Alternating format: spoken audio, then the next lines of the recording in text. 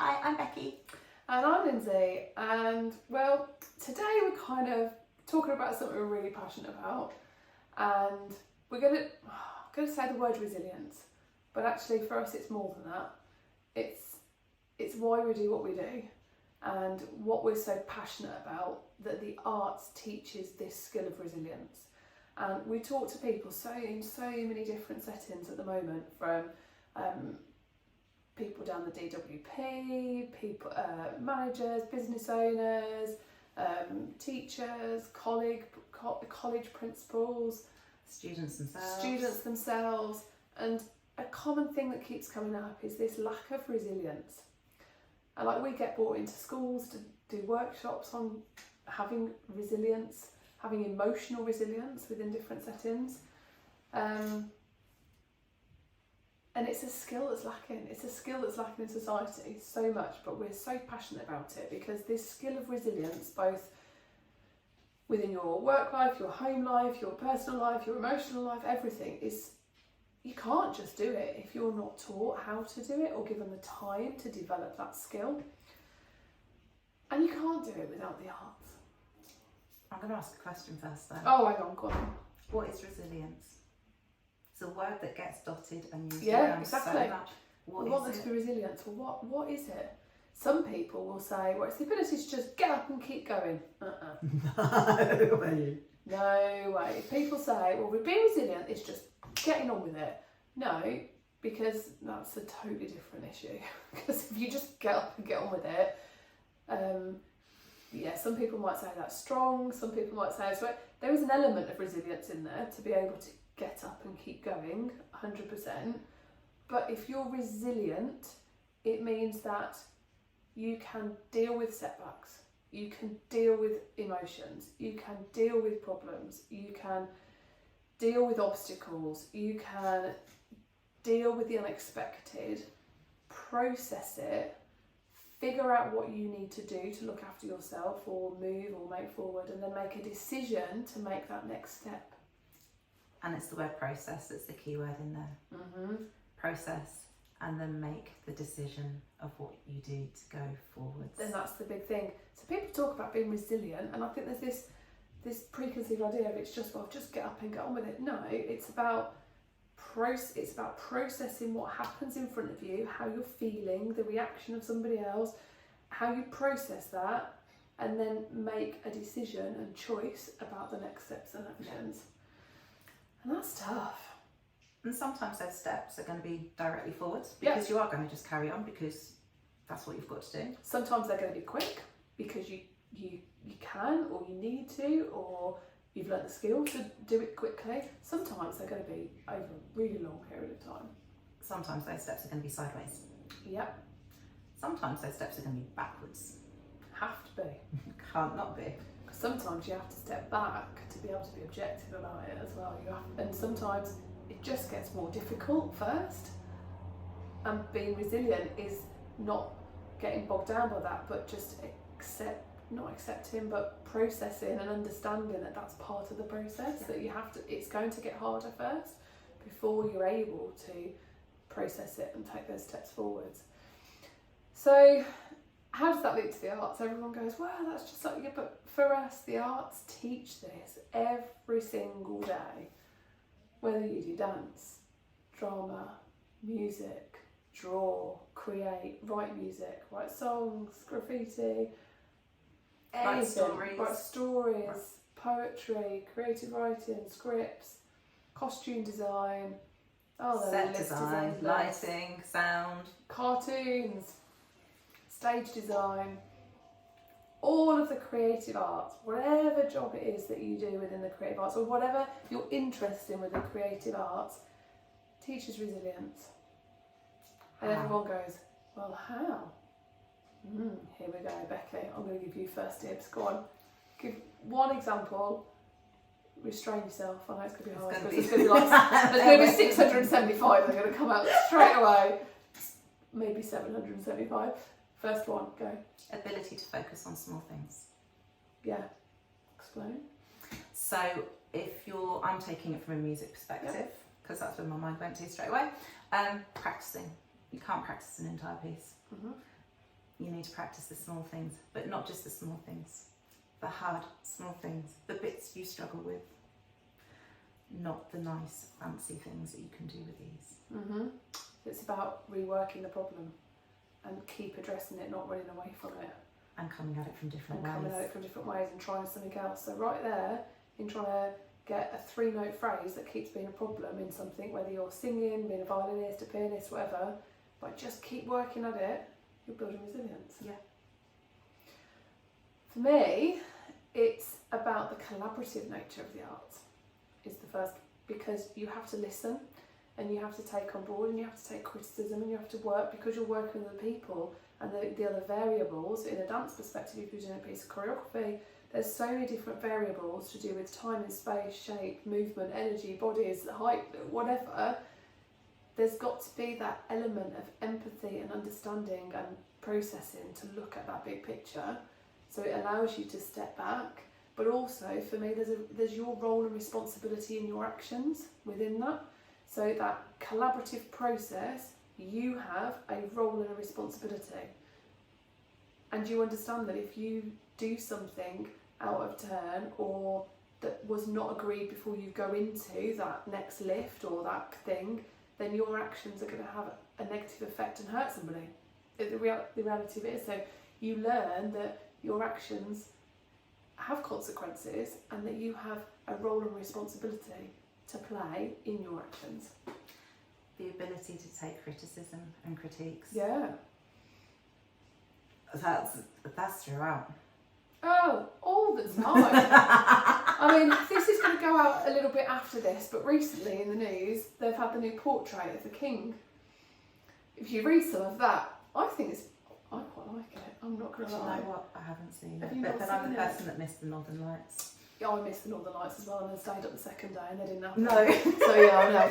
But in Eurovision a few months back, we love Eurovision. Everybody's got a different opinion about it because the arts are so subjective, because people connect with different colours, they connect with different stories because of their emotional journey. They interpret things differently differently. Because of how they read it, how they perceive it. So it doesn't matter how good your piece is, whether it's a piece of writing, how strong it is, how technically the performance has been put together, it's not going to connect with everybody.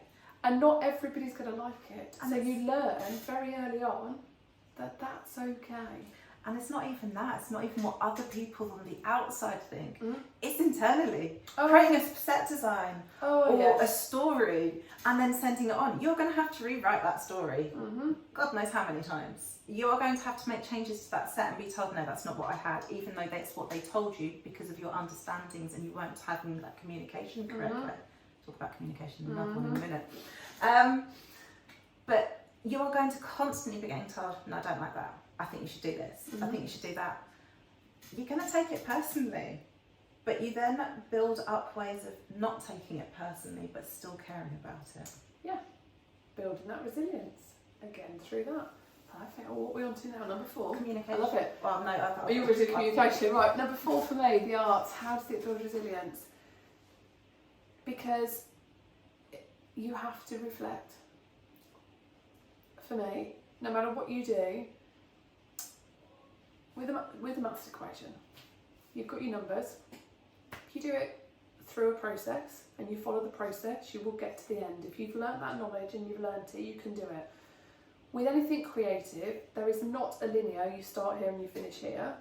You have to constantly reflect, go back, think about it, adjust your positioning for the way you're painting, adjust your training that you're doing to get your body right. You've got to constantly reflect because it's an ever-changing environment. But even down to when you turn up to sing or when you turn up to dance, your body's going to feel different on a Wednesday than it did on a Monday or a Sunday. Morning to afternoon. Morning to afternoon, like lunch to evening, you know. So you have to reflect. And you have to just take a minute to think and process what you need to be the best version of yourself that you can be and what you're going to put into that. So, and that can get to this stage where actually the goalpost moves. Yeah. And the goals can move. Yeah, massively. But it allows that reflection, and to be resilient, you have to reflect and go, oh, okay, that didn't go great. That's all right. But it teaches you reflection inherently every day. Come on then, number 5. Communication. It's got to be done. Oh my God, how many? This could be 20 points on its own. That's how it teaches communication. It teaches the way of being able to communicate with people so you can get on the same page. We've done it many a time where you've talked here, I've talked here, we're talking about the same point. And we've done it today. But then we've gone, when we get there. I went to the loo and came back. and then I understood because my brain had processed it because I'd reflected. But when we're talking to people, whether it be families, friends, teams, students, whatever, what you say isn't necessarily what's going to be heard because, again, interpretation of words, the way we take on tone, body language, all changes and is all subjective. So as I'm going to get on with the communication, it's still there because people think of communication about what you say and how you communicate and the message you put across, which, yes, that is there, but the arts also teach you to understand what other people are communicating to you. Because that's a skill set that you never get taught anywhere else. I'm doing some workshops in schools at the moment where so much of it is understanding the body language of their peers and their teachers around them, so then they can actually take the time to stop and notice and then respond appropriately or think about what they're giving off with their body language. And it's getting other students to see, because they might think they're angry up here and fiery, but actually their body language is showing how nervous and shy they are. So actually they could help them this way to then help bring them down, so then they could actually communicate what they need. So I think with communication, the arts also teaches you how to understand how people are communicating with you. That's what I was getting to. Is that where you're going? I'll go with it. She took it. Sorry. That's all right. That's where we work. It's where we got the same brain. Okay, so that was number 5. Oh my God, what else does it? Do you know what else it teaches you? I think is, and this is going to be a weird one. It's just teaches about people. It teaches you how to connect with people and form proper, honest, open connections. To be involved in the arts, you have to give yourself. You give part of yourself. It becomes inherently who you are. But then equally, you build a family of people around you. You build connections with people. You have moments that you will remember forever that happened in a black box in a studio where you created something together that was just magic. Or that moment that you share with an audience. And that ability to connect and the human nature of needing connection and community. There are so many things nowadays which take people apart and away from each other. So for me, it's that connection with people. Now, how does that link to resilience, you might be saying? But for you to be resilient, you have to sometimes go and ask for help. You have to use the resources that are around you. You have to be considerate of other people rather than just thinking about yourself in your own journey sometimes as well. So having those people skills and that connection with people builds a sense of owning to a community, doesn't it? And then your resilience becomes easier to develop because you've got a little bit of a support network around you. Does that make sense? Makes complete and utter sense. Yeah. Come on, another one. I reckon what we're going for next. Independence. Oh, I love that one. That's a good one. No. Well, although we've talked about this whole teamwork and collaborative working, in order for that teamwork and collaboration to actually happen, you have to have that ability to go off and work independently away from everyone else to help support everyone else. And fostering that independence of learning, independence of studying, so that you can go away, look at it, use those reflective tools, that initiative, all of that comes into it. Get up no matter what time of day, keep going. And that I think is quite similar to sport as well. Sport does the same skill as that. How does that link to resilience? Because, well, the world's not going to give you everything on plate. People aren't going to solve your problems for you. No. People aren't going to give you everything you need. Even if you ask nicely, sometimes people aren't going to give you what you need. It's about having that resilience to independently do what you need to do. Yeah. Whether that's an apology, whether that's go get help, whether that is keep going, whether that is ask a difficult question, go say sorry, have a difficult conversation. It's that independence to step up and try. Oh my gosh, we could go on forever. We could. What number are we at today? I think we're up to about 6 or 7, I think. Cool. Right. Another one. Oh, I've taken the good ones now. No. It's taken all the good ones. How does it develop resilience? So the arts for me are also about things go wrong very quickly and you have to think on your feet. So, like, I reckon you could talk to any performer in any situation and there is not a single performance out there where it went absolutely perfectly swimming. Most of the time, the most fun we have is in those moments of where it goes ridiculously wrong. And we have to keep going and you have to get through it and you have to think on your feet and problem solve really quickly, most of the time without giving it away to anybody. But sometimes that might, I mean, even in an orchestra setting, you've got all of those instruments. You're not telling me everybody's played their best top notch every time. It doesn't happen. Something happens. Does not exist. It doesn't exist. But in the performing arts world, mistakes can be very, very quickly seen.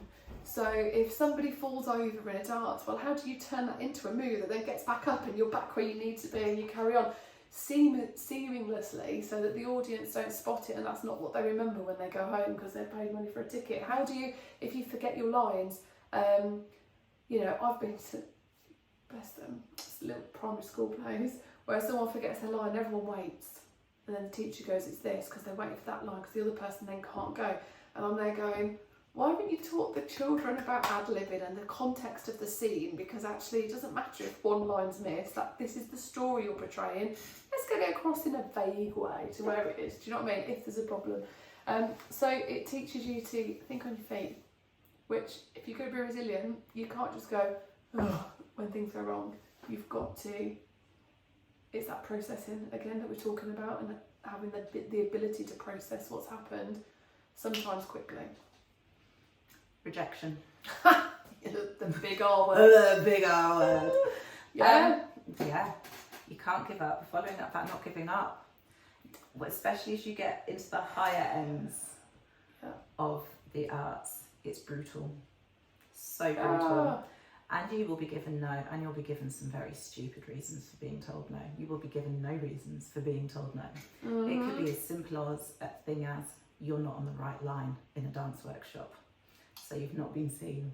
100%. It can be. Or you've got too many freckles on your face.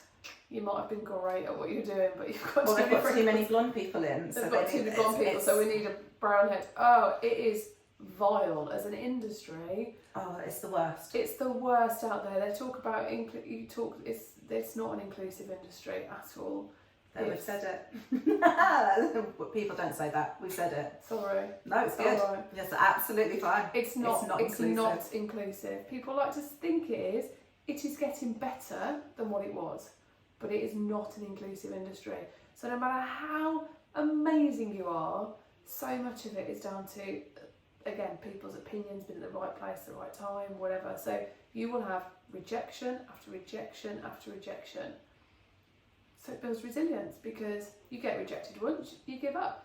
Some of the biggest stars in the world, they wouldn't have got to where they were if they'd have gone, oh, they said no, I'm not good enough.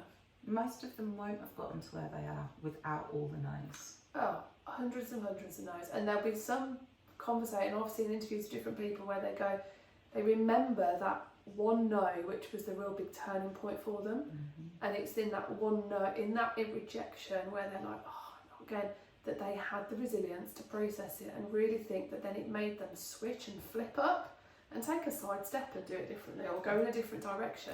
So or sometimes they've taken a step back and gone, do you know what, I'm having a break for a little while. Yeah. I'm doing something else completely different. Which comes back to where we're talking about that resilience sometimes. It's not about like, what's the word I'm after? It's not about moving forwards and getting. It's not about moving forward. It's not about being crushed under the pressure about it. Sometimes it is taking that step back and going. And going away. I need a break. Yeah. That's resilience. Yeah. So as you can tell, this is quite a long one, and we could go on for much longer. But I think that's maybe enough for now. Otherwise, we could just keep going for hours. So resilience is so important. Nobody tells you or talks to you about what resilience is. Nobody talks to you about how do you learn to be resilient. What do the arts do? They teach you without using the word, so then it's a skill for life and it's a toolkit and it's a transferable skill. What do? We use that power and we go and we teach it to people, so then they can become resilient and they can use those skills and move forward. So yeah, come have a coffee with us if you want to keep talking about it. But equally, if you're interested in knowing more about the services that we offer that go in building resilience, both within schools, within your workforce, within teams, with you as an individual, then get in touch, because it really is our passion and it's what we absolutely love. And a couple of weeks ago it was International Arts Education Week, and it was all about drawing a line about what your mission is. And our mission is to give everyone a voice and to use the arts for the powerful tool that it is for those skills for life. So yeah, that's what we do, that's what we'll keep doing. If you want to find out any more about it, then get in touch. Till next time, see you later.